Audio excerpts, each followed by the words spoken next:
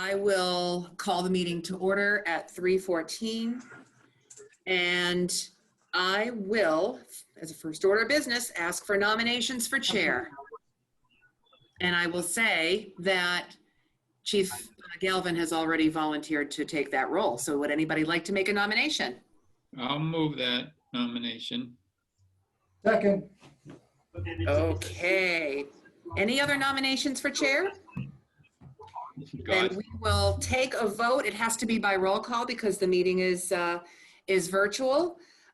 So I will have everyone go around and just state your, all voting members, state your vote, please. Starting with Chief Galvin. Chief Galvin, aye. And Chief Clark? Aye. Richard? Aye. Tim? aye. And Mary? Oh, no, Mary's not voting. So you're all set. Chief Galvin, you're it. Would you like to call for nominations for vice chair? I No. would. Let me just get a pen. So I get that is next. Would there anybody that has a nomination for vice chair? And I will start with saying that I already talked with Dave Smith about this, and he would be accepting of that. So I will nominate Dave Smith, the highway superintendent. I'll second that. All right. So all those in favor? So we Aye. can do a normal vote on this, not a roll call? It's roll call. They're all roll call votes, Chief. All roll call. All right. So I'll start with Chief Clark Aye.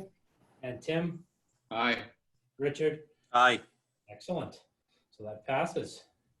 And then, so I know you volunteered as clerk. Do we need to do a formal nomination for clerk as well? I don't think so. I'll just do it. Unless you'd like to formally. We're fine. I'm just going to see, I'm trying to do some things. I want to look at my computer screen, so I may not be on the screen for a few minutes. But next was to go over the charge and objectives for the committee. I think everyone got in the email the select board and the mission and charge of the committee. And just I'm just going to read that. First, the mission is to assess ongoing traffic and pedestrian safety needs and prepare for transportation infrastructure projects through a multi-departmental approach of systematically and logically studying conditions and developing solutions to propose to the select board. So really what some of the things that we often talk about here, but we haven't really had a means to do that. Everything's been kind of done informally. Our charge is to review traffic and pedestrian safety needs and opportunities for improvements by reviewing available data, funding, and technical assistance programs and resident feedback. I think when you look at our charge, a lot of it we already do, but we do it independently. So this is going to be a way to bring us together. And I think the key word in that charge is funding. That's one thing that with these projects we even have kind of thrown around before that we're lacking. So evaluate and recommend to the select board solutions that could be implemented to create safer and more livable neighborhoods through measures to reduce traffic congestion, speeding, and unnecessary traffic on neighborhood roads, guidelines and regulations for street naming and house numbering, and pedestrian access and safety improvements. So I think we have a lot to do. I don't know if there's anything anybody wants to discuss as we go over this. One, if you think there's anything that's missed by this that maybe we would want to suggest to the select board to add. But I think this is pretty encompassing, and honestly, it does give us quite a bit to do, because I know I personally get quite a bit of requests on traffic related issues. We've also done quite a bit of work with the Complete Streets project and everything else, and also had lots of discussions on how we're going to obtain funding for any of these projects that we need here in town.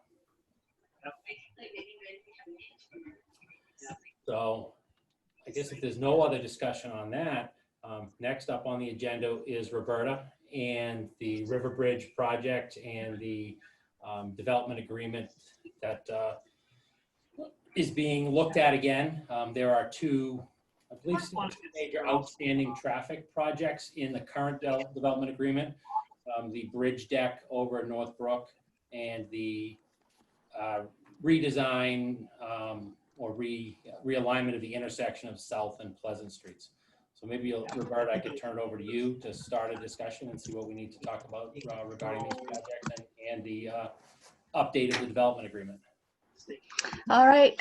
So I have been, as you may have, I think several or all of you have been in contact with me earlier in the spring when I prepared the first piece of this fiscal impact analysis update project, which was to look at the public safety staffing needs.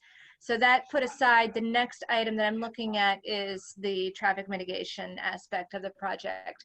And I have done some analysis so far of what was agreed to in the past and what the projections had been of a succession of studies that occurred in the past of this intersection, and have looked at some traffic data, but I'm really interested in hearing all of your perspective of what you've seen so far since much of the development is built out, and what you think of what you've seen that is permanent and ongoing versus just temporary conditions, either due to construction or COVID or, you know, whatever else is going on in the neighborhood right now.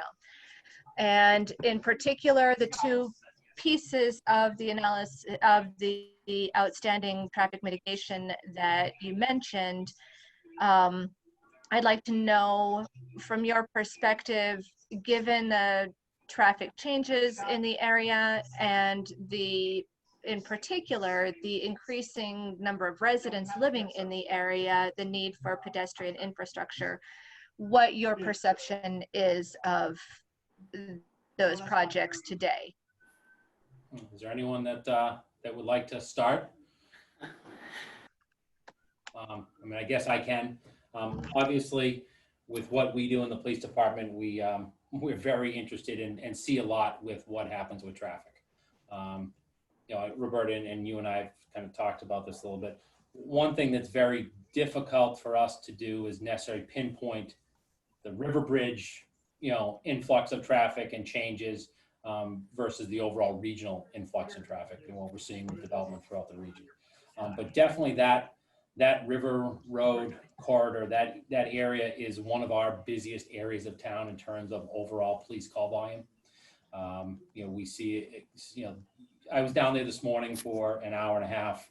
We were for a case, and just observing the traffic through the gas station and what happens in the morning. And traffic now is still relatively light due to COVID. There's high volume. We've have accidents that occur. You know, a lot of it. You know, we have some parking lot ones in that Dunkin' Donuts, and because of the congestion in the mornings, the jury is really still out on the apartments because, you know, the occupancy is still relatively low, and, you know, many of the buildings aren't, you know, don't have any occupancy yet. But we definitely see, you know, or have an impact on us. In terms of like temporary issues, there haven't been a lot with construction. Things have moved relatively smoothly through the construction process with everything on our end from River Bridge.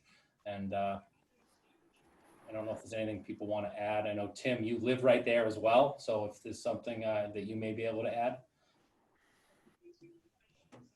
Well, I'm interested in the problems that we have there currently. So if we were to isolate the different components, the new roundabout, the old rotary, the new intersection between Duncan and River, on both sides, and on Whitney, I guess. So where do you see problems? I guess, you know, I think when I look at call volume, it's everywhere. But the new roundabout was actually very helpful because we've seen a decrease in speed-related issues because we divided up that long straightaway. So that's been a significant improvement since that roundabout has been installed. But what we're seeing is just because of the traffic volume and people coming through, you know, whether they're coming from Berlin or coming to Berlin, those feeder roads, River Road is as you head into Hudson. You know, I took a call and some complaints today and some things we've been dealing with. I guess overall we've been lucky. We've had a lot of near misses without major problems yet. So it's hard to pinpoint, I guess, if you take that first stretch from the town line to the new roundabout, very few problems in that area.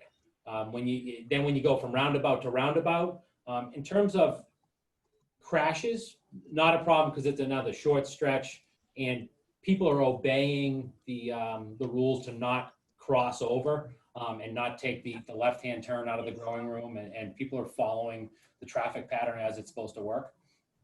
I think more of the issues come from South Street into the original Rotary, River Road coming from Hudson, and what we've seen, and unfortunately this has nothing to do with River Bridge, but an influx in truck traffic onto Whitney because the bridge that goes over the railroad tracks in Northborough can no longer accept the tractor trailers.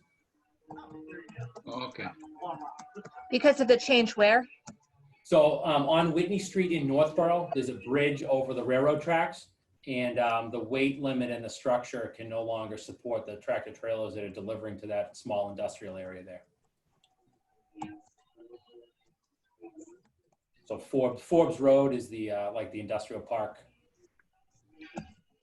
So in my conversations with Sennies recently, there are a series of questions that they're asking that they'd like to see addressed in regard to the development agreement and a possible town meeting action in the fall. So on Tuesday night, they're going to talk to the planning board. And so this is a preliminary conversation. I don't want you to broadcast this far and wide yet, but Tim, this is a public meeting. yeah. So, but not a lot of people are going to pay attention to this public meeting yet. So I'm just saying. But they are going to talk to us on Tuesday night, so I'm comfortable saying what I'm going to say. So they're interested in dealing with their remaining building pads, the 3 sites between the daycare center and the cafe that sits in front of the apartments. They have found no interest to speak of in retail or other types of commercial use. And they've talked to restaurants and stuff, but they're striking out. They do have interest in townhouses. And so they're going to come and talk to the planning board on Tuesday about a modification in the development agreement that would allow for townhouses to be built on that building site where the 3 commercial structures might have gone. And Roberta and I have talked about this because it seemed important to have her included in that so that she could anticipate additional school children as part of the townhouse option. Now, So that would be in place of 20,000 square feet of commercial space? Roughly, yep. And do you happen to know how many units and what dimension? So they're going to supply that information to us to some degree on Tuesday. I think Okay. the proponent that they're working with, the developer, will come and probably throw on the table several different options in regard to the types of units and the number of bedrooms and square footage. So these would be, for sale. They wouldn't be rental. And so with that in mind, that changes the mix. We don't end up with more retail on the site. We may end up with a restaurant at some point in front of the hotel, and I think they're still confident that that would come at some time. But that would be probably somewhere close to 5,000 square feet, maybe a little less. In order to, so in doing this, what they also want to talk about is the bridge and the 100,000 a year. And so with the bridge, they would like, what they want to talk to us about is, can they supply the town with a sum of money that the town would then use, as we've discussed, to do some engineering that would allow us to put together a package for a proposal to acquire some state support for redoing that bridge. Their agreement was only to do the deck, and we don't fully understand whether we need to do more than the deck, and until we do some engineering and evaluation, we won't have that answer. But it seems likely that rather than just doing the deck and in a short period of time coming to the conclusion that we need to do a thorough rebuild of the whole thing, we might very well face that now rather than later. And then, so that they're wondering whether that's a possibility, that they would simply pay a sum of money that somehow would be equivalent to what the deck would cost. And then that would give us the funds to proceed with some of the studies we need to do for the bridge. Is that something you think we could even look farther? Because now we take the South and Pleasant intersection. And I think as you read the development agreement and what their responsibility is there, I don't think what's written there is feasible at a low cost. Or maybe even feasible at all to have two T intersections there the way it's written. That if we were to look at and add in a sum of money for what may be needed in that to create, like you said, create a fund for design and engineering for not only a full scope bridge deck project, but other projects that are going to come. Because I think as we look at a potential redesign of that intersection, we've thrown some ideas around in the past, and if one of those roadways coming in, leading in there was to disappear, say potentially South Street, that may put some more traffic now flowing to Pleasant at Central, and we would need some design and engineering funding to start to move forward to look at traffic lights or things like that to redesign that intersection. So if we took the two outstanding traffic projects to try and put a dollar figure to create a fund for that. I think they would be interested in that conversation. I don't think they're prepared. I mean, when we look at the true potential cost of South and Pleasant, it isn't in the realm of what they anticipated at all. Partially because, like you said, the proposal in the development agreement was pretty simplistic and doesn't really address the overall issue, and what you're talking about has, like you said, impacts on other areas. So that might very well be a good conversation to have with them in regard to that intersection, because that was the only other one, really. Right. I think they're in a situation where they might want to say to the town, we will give you the 100,000 a year for the 5 years as a lump.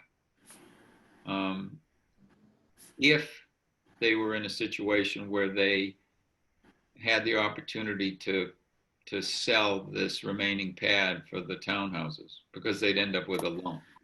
Margaret, did you have something? Yeah. I have a question. This isn't directly related to the traffic issue, but where Roberta already finished the public safety fiscal impact study based on what was projected to be future commercial, because there was no townhouses in the conversation. How could that potentially change the public safety traffic impact study? I honestly don't think that the impacts are going to change that significantly for the public safety element between the residential versus commercial.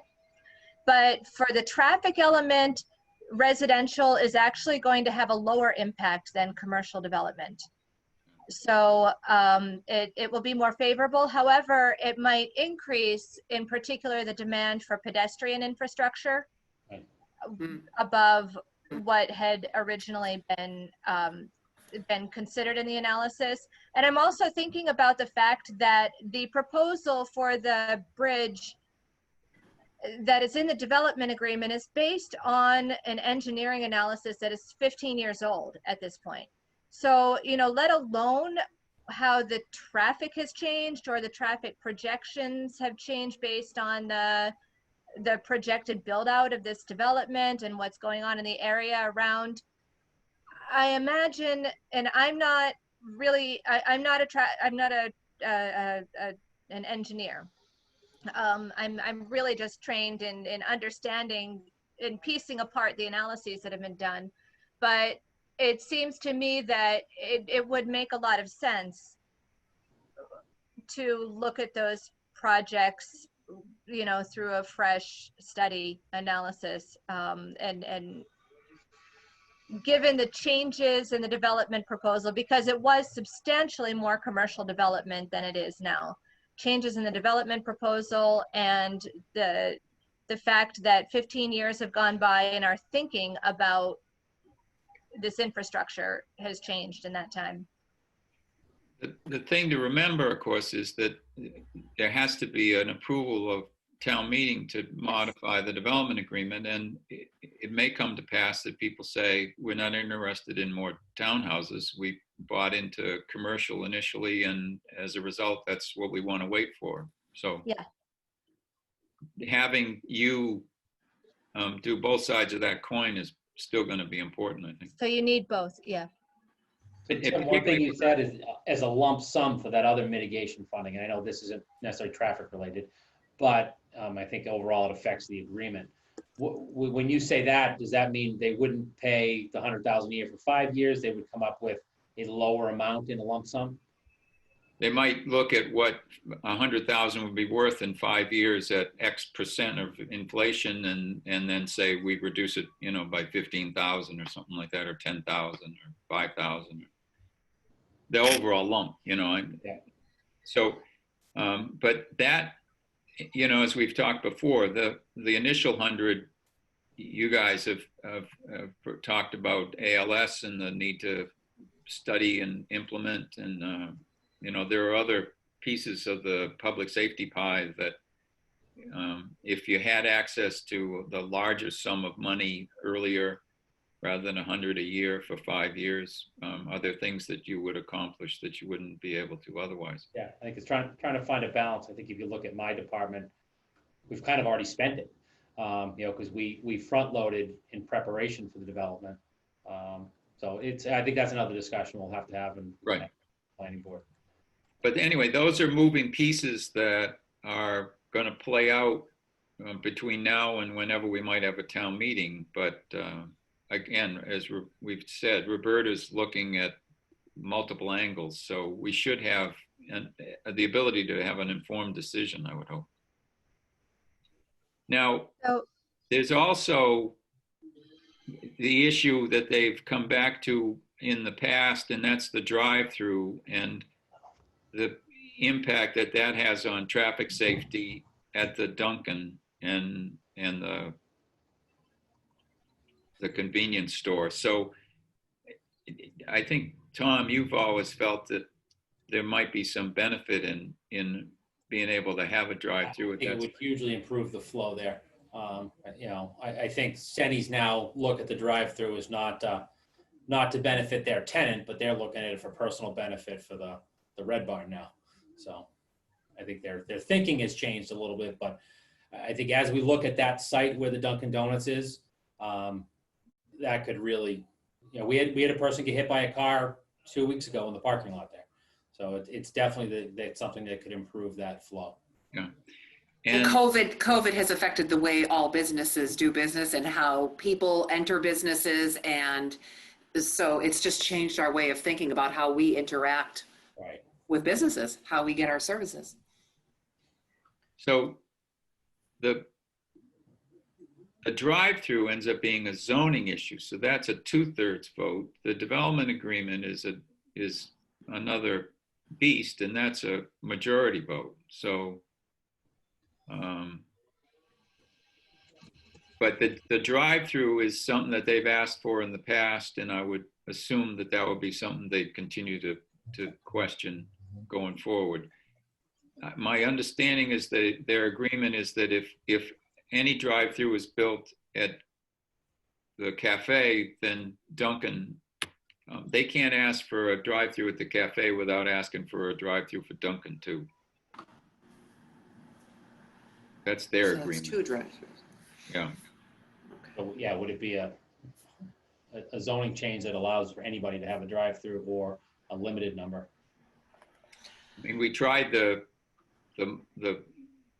proposal that Riverbridge, Highland Commons, and Solomon Pond could all have drive-throughs, nowhere else, and that failed pretty significantly. So, you know, it's hard to. Yeah, it is something, you know, when we, especially you mentioned Solomon Pond, as we look at, you know, what a mall's gonna look like in, you know, I think 5 years now versus 10 years, and what COVID's done to that and what may need to happen, it is something that should be revisited and relooked at. I have to be honest, I'm a little concerned about about the conversation and the number of potential concessions I'm hearing. And I want to be sure, you know, that both parties are kind of on equal footing here with regard to negotiations. Well, as I think about it, I have other things that have nothing to do with traffic that are spinning around in my head, so don't worry about that. Okay. So Roberta, Richard, do you have anything? I'm sorry, Chief. I don't know if Richard might have anything as far as the construction. Richard is our building commissioner, Roberta. Yeah. So he's been dealing with the build In out of the. particular, we have not talked about the bridge. And what are your feelings about what was proposed in the development agreement for the bridge improvement? And does that still make sense, that solution? in terms of widening and the pedestrian bridge, I mean, I Yeah. think it all makes sense. I think unfortunately, like, I think as Tim said, and you alluded to, that we're 15 years out from engineering. It's a much larger scope project at this point. This, you know, the entire thing is probably going to need to be rebuilt at this point. That we can't just put a bridge deck on. Yeah. It definitely needs to be widened. There is no doubt in that. It needed to be widened 20 years ago. And especially as we said, if we're going to add more residential, potentially more pedestrian, you know, related issues, you know, it's impossible for pedestrian to really safely get across that bridge. So that pedestrian bridge is still important as we move forward, or as a total of the whole bridge redesign, rebuild. Yeah.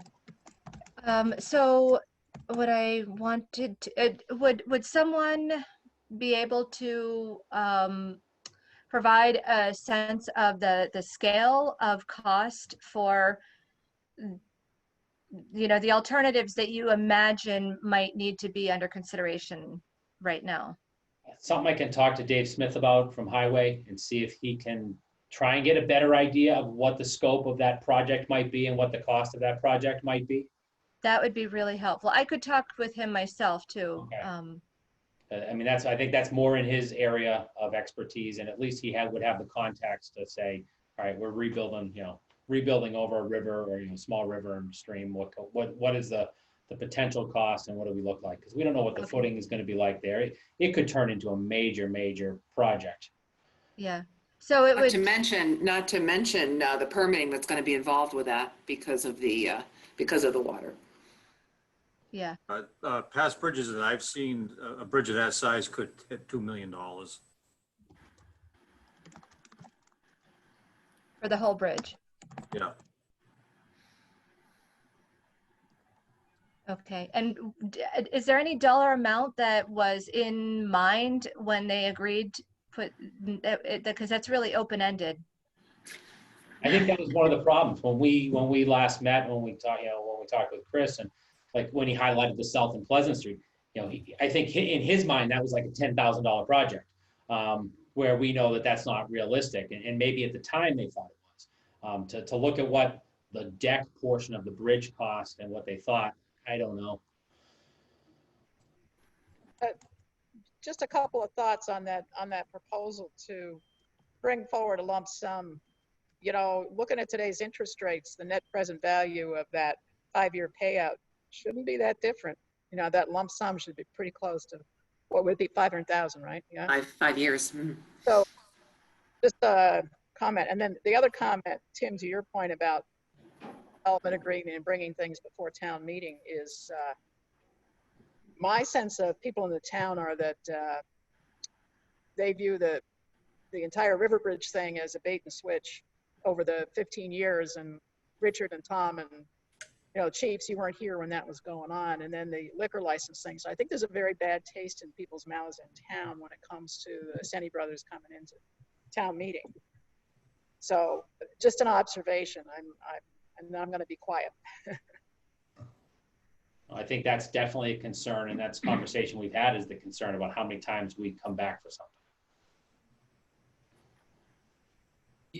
We've always, in defense of development agreements, we modified Salmon Pond a number of times, and, you know, because this one stretched out over a decade, so, you know, it's been modified. But again, I think that what you're saying is true. Depending on the number of modifications and the balance that's seen, you know, it's dead in the water if it doesn't have balance that's clearly evident to townspeople. I think people would really have to buy into the notion that the town was getting a fair share of the modifications.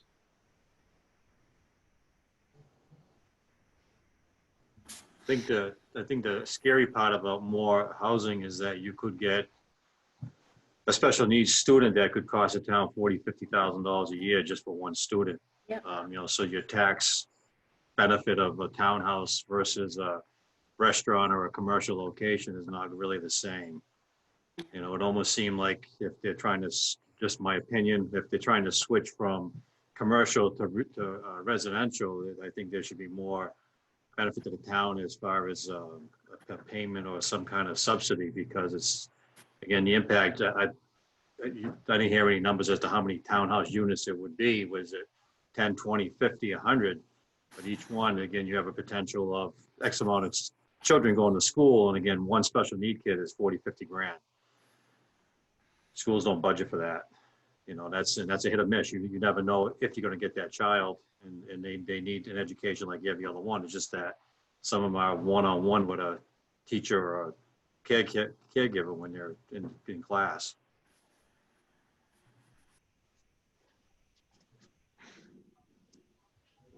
Okay. So what does this do then?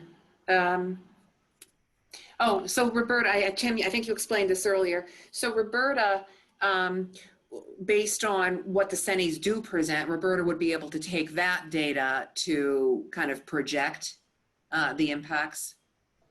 Is Yeah. that how you would do that? Okay. Yeah, yeah. So as we kind of tie this back, so for like traffic wise, we'd probably be looking at a lower impact for residential versus Yeah. commercial. But then everything else that we'd have to worry about down the road with potential residential. Yeah, yeah. So I'll look at the number of school children that they have there now with the units that are occupied to date. But given that I anticipate that's going to be a very low number right now per unit, just because, you know, the day you move in is not necessarily what you look like after you've lived in the unit for a while, or, you know, and when the units turn over. So I'll probably continue to utilize a more conservative number for estimating the projected impacts. But that's not what you're here to talk about right now. I really need your time this afternoon to talk about the traffic impacts, because that's something that I can't model as well as I can model the fiscal impacts. I really need to hear from all of you to understand what you're seeing today and what your concerns are and what you expect based on, you know, your experience with the roadway network in that area. So two things. One is the original traffic impact looked at a market, not a hotel. Yeah. And so that changes the dynamic a lot. The other part is that with this number of apartments, 200, regardless of what happens with the townhouses, does it shift peak hour impacts, it seems as though your peak hour with an apartment complex is earlier and later than the peak impact from the retail uses that might come into that strip between the daycare and the cafe. Yeah, I would say that our peak hours in there are morning right now, because you're getting the people that are leaving the apartments that are already there, but also we have two businesses that serve coffee. So you're getting people that may not normally come that way or coming that way to use those services that are available. And I think there's a little bit less in the evening because you're not getting the stops that you're getting in the morning. The other thing about a potential drive-through is that the numbers that Dunkin' has given us usually indicate a significant increase in total volume for the Dunkin' Donut part of the operation. And that a substantial amount of their business is driven by drive-through. So the question then is that new, what percentage of that is new traffic to the system, and what percentage is traffic that they don't capture now that's not going to be any different than it is now? Do people pass by and just don't go in because there's no drive-through? Is it going to? I don't see them losing a ton of business. I mean, with as busy as it is, I don't see people that are pulling in and pulling out because they can't park, especially with the addition of the hotel, because there's more parking spaces available now. I think people are just conditioned that they know that the Dunkin' Donuts that's on their route isn't a drive-through, that they go inside instead. Yeah, but once they realize there is a Dunkin' on their route with a drive-through, you're going to see probably a 90% uptake of people utilizing drive-through. Yeah. I can't help but think that adding the drive-through or a couple of drive-through could also increase our meals tax revenue a little bit, just with more activity.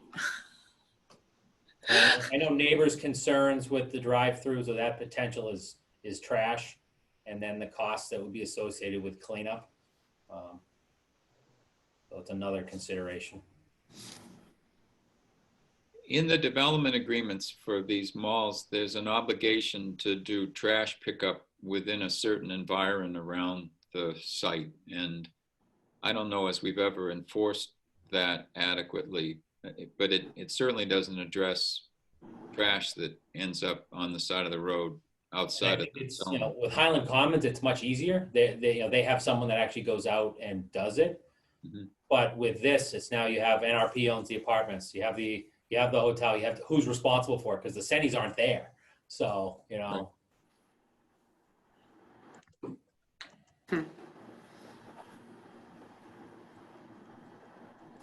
All right. Is there anything else that anyone can add to for Roberta for traffic-related issues? And I guess the only thing I'd like to add in is, as far as the occupancy at the apartments, I think there's probably only about 30 units that are occupied right now, so it's still a very low number. Huh. Now, yesterday in talking to Matt, he said that there are 50 occupied and 20 are committed in addition. Yeah. But Maybe that was, but I know, when did you last get a close count? for a while there, we were requiring that they notified us who was moving into each unit. That has since changed now that the police and fire got their updated equipment, so we don't need to track it that way anymore. But back in late August, early September, I think there's only about 20, 25 units that are occupied. Yeah. They do seem to have a list that goes all the way up to October of spoken for units. Because I did see that when they were sending me things as to, and it is scattered amongst different buildings, that they do have people committed all as far out as October. Yeah, that's what they seemed to say yesterday, that with building 5, is that the next one that's coming online, I guess? Next one coming online will be number 6, building 6. Yeah, so So they were that's saying, probably going to be next week. yeah, they said that with that, there was some folks sliding into some of those that would bump it up. But we can check again when we talk to them on Tuesday and make sure that that 50 number with the 20 additional is still accurate. Yeah. Now, when they say 50, is that 50 people living there or 50 units? 50 units is what they indicated yesterday. Okay. Between you and me, we'll follow up and find out what the latest count is so I can incorporate that in the analysis.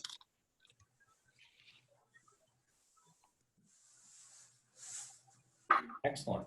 Well, thank you, and thank you, Roberta. Thank you. If there's more questions, you can reach out to me definitely if there's anything else you need from our stats that I might be able to provide, anything updated, but we'll go from there. Great. Thank you very much. Thanks, Take care, all of you. Roberta. All right, Bye-bye. take care. All right, so the next thing on our agenda is the sign request form. Did everyone get to see that? It was attached with the documents that Margaret sent out. So what we had seen happening was a lot of discussion at select board meetings about, well, we're gonna stop sign here or a street sign here. So Margaret had come up with a request form that has some required sign-offs. In discussion yesterday, one of the things that I wondered is, should we have an official sign-off from this committee? It's pretty much all committee members that have to sign it. But the committee may have a different feeling overall as opposed to one member. So is that something, as you look at that form and as we're going to start to process them in coming meetings, because we have had a couple already submitted, that you think we should make a change like that?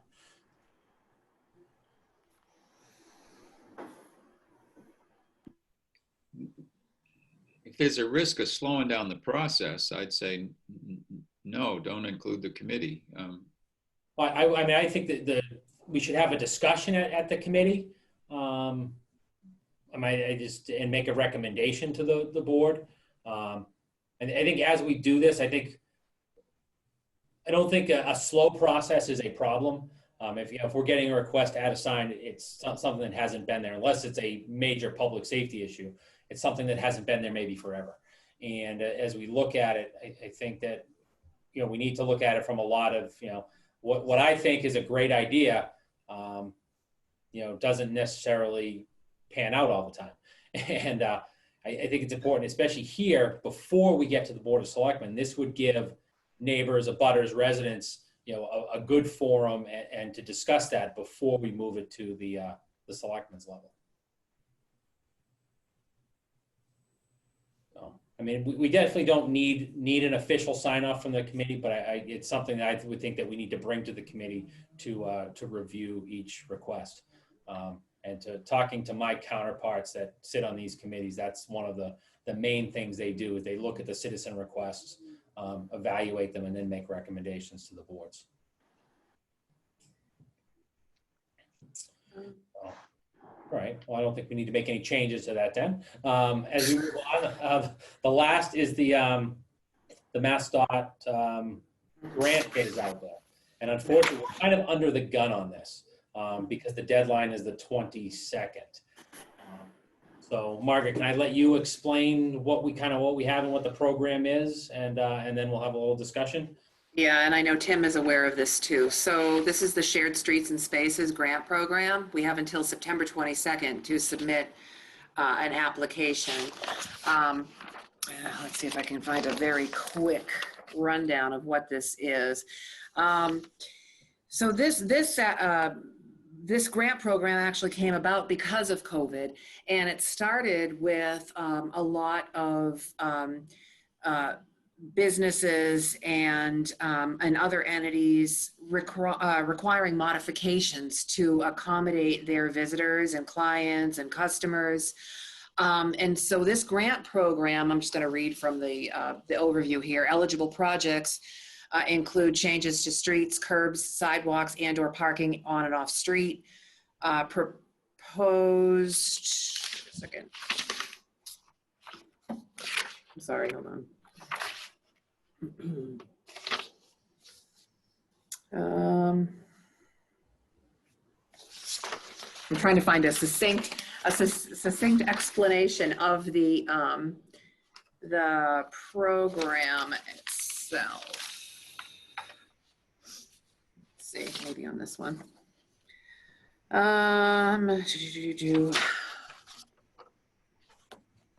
Okay, Shared Streets it was launched on June 10th, provides technical and funding assistance to help Massachusetts cities and towns conceive, design, and implement tactical changes to curbs, streets, on-street parking spaces, and off-street parking lots in support of public health, safe mobility, and renewed commerce.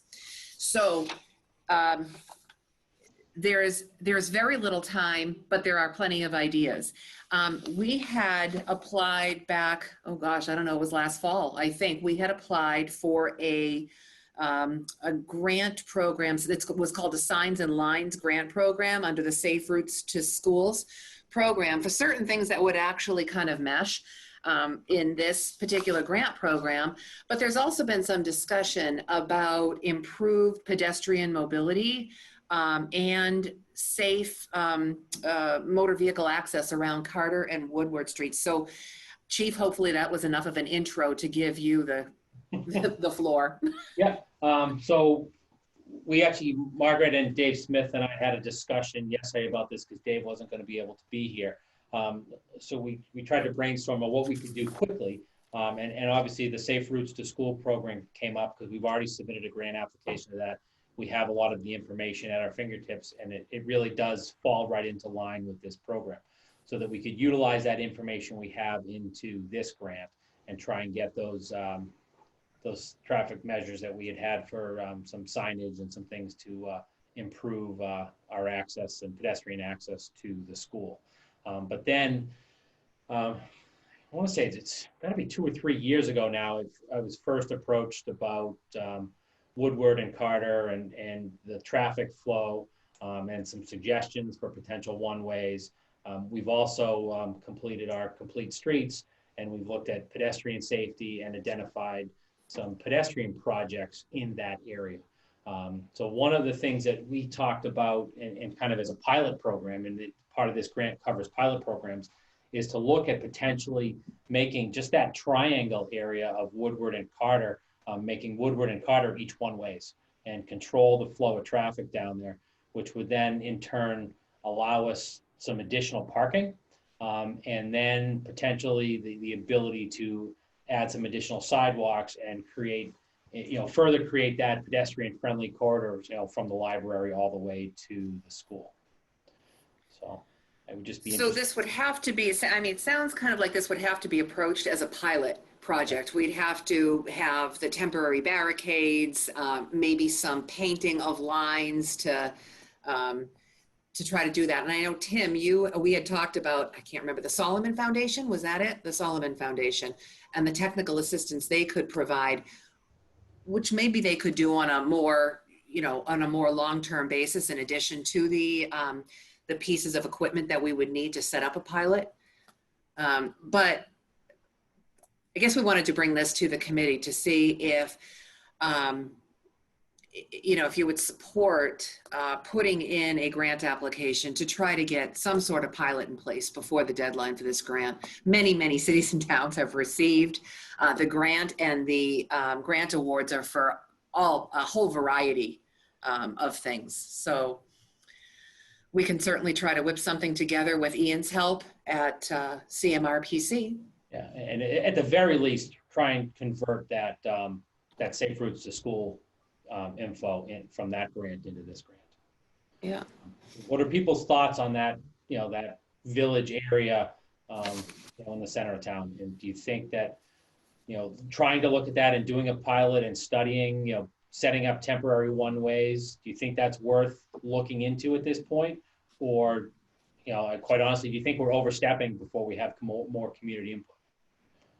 This, I remember talking to Buster Spalding when he was police chief about this. So that's 20 years ago or so.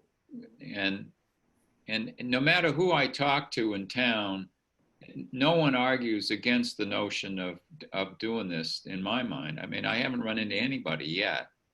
In fact, we've talked about even going further, but initially I think this is a logical step. It helps traffic coming out of Lowe's, the variety store, whatever. And it Uh-oh. the sidewalk. Potentially, it gives us some ideas about what to do about the sidewalk. I mean, I think it's a win all the way around. So I'd encourage you to go forward, see what we can get out of it. Anybody else have any thoughts or ideas? Or something we missed that you might say, hey, wait about this project, it may be a small project and something that we could add into it as well? Honestly, I think focusing, well, I think, you know, to Tim's point, I think focusing on the village center, given the fact that we're, you know, we're embarking on this village center strategic plan, that, you know, we are potentially going to look at a major infrastructure project, you know, as a tip project down the road on Route 62 on the corridor there between Pleasant and Five Corners. And it's so close to the school, and it ties the cultural facilities with the church, with, you know, the downtown businesses. It just seems to make a whole lot of sense. Yeah. Okay. Tim, one of the things that Margaret and I were talking about, and I don't know if she talked to you about this yet, is if we need to kind of massage some of the language to make it fit this. Is that something you could work with her on to kind of put maybe a paragraph and a description of the project together? Yep. No, I'd be happy to look into it. Yep. Okay. The nice thing is that when we developed the prioritization plan for complete streets, this was the tip of the iceberg, and then everything else flowed away from this over the course of 10 or 15 years, you know, running all the way down to Riverbridge eventually. So, and sidewalks were clearly the issue that prioritization plan identified, along with parking. So, you know, I gotta go. it fits in. Thank you, Mary. Guys, it's been Pass fun. along to Evie, we're working on the whole Carter Street thing. I'm sure she's I listening. just stepped out of earshot, but I will repeat that message. She'll be happy. Thank you, Mary. Bye, Mary. Bye. Okay. I'll do what I can to pull things together. I'll contact Ian and run this by him, but I think it's going to help that we had actually quite a long narrative assembled for the Signs and Lines program, so we can incorporate some of that. It doesn't seem, Tim, I'll get you this checklist so you can look at it. It really doesn't seem to be too burdensome to put this together, but then again, who knows? So I'll get you in the loop here right away, so we can pull something together. All right, and then I'll talk with Dave some more, because we got to come up with what we might need for temporary barriers and stuff like that. Yep. And all right, so I'll have to find a way to meet with him some point on Monday, because I don't believe he's here tomorrow. So we'll pull something together. Okay. Good. All right, and Chiefs and Dave, I'll keep Dave in the loop too. We might have, you know, we might need a bit of data to go with this application too, that we might need your help on. Okay. Okay. All right, good. So I guess as we move forward with these meetings, does this afternoon timeline work well for everybody? Yes. This is another 7 o'clock at night meeting that a lot of us are going to. It works for me, but CPC, the Capital Planning Committee, didn't want to name a designee at this point because Anna would have done it, but she cannot do daytime hours. Okay. So. And they're down members, right? They're down members, seriously down members. Okay. Well, we'll look at that. And then in terms of frequency, monthly seem reasonable as well. And that'll give us time to review unless something comes up. Right. Well, we'll work on a date for next month and get that out. And I thank you all. I guess I would accept a motion to adjourn. I'll make that motion. All right. Is there a second? It's gonna be roll call. Roll call. Aye. Let's get out of here.